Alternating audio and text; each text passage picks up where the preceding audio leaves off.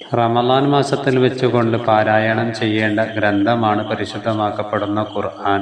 ഹബീബായ നബി സല്ലല്ലാഹു അലൈഹി വസല്ലമ തങ്ങൾ പറയുന്നത്, മൻ ഖറഅ ഹർഫൻ മിൻ കിതാബില്ലാഹി ഫലഹു ബിഹി ഹസന.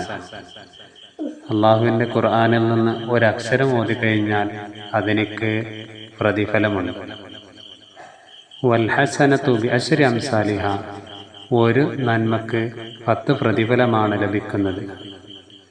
ലാ അഖൂലു അലിഫ് ലാം മീം ഹർഫൻ. പരിശുദ്ധമാക്കപ്പെടുന്ന ഖുർആനിൻ്റെ 3 അക്ഷരമുള്ള അലിഫ് ലാം മീം എന്നുള്ളത് ഒരക്ഷരമല്ല.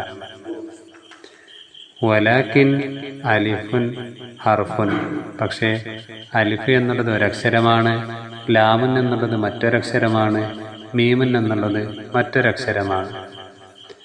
ഇങ്ങനെ ഓരോ അക്ഷരങ്ങൾക്ക് 10 പ്രതിഫലമായിട്ടാണ് ലഭിക്കുന്നത്. അതുകൊണ്ട് തന്നെ ഖുർആൻ നന്നായി പാരായണം ചെയ്തു കഴിഞ്ഞാൽ ഒരുപാട് നന്മകൾ നമ്മൾക്ക് സ്വീകരിക്കാൻ കഴിയും. അല്ലാഹു തആല തൗഫീഖ് നൽകി അനുഗ്രഹിക്കട്ടെ.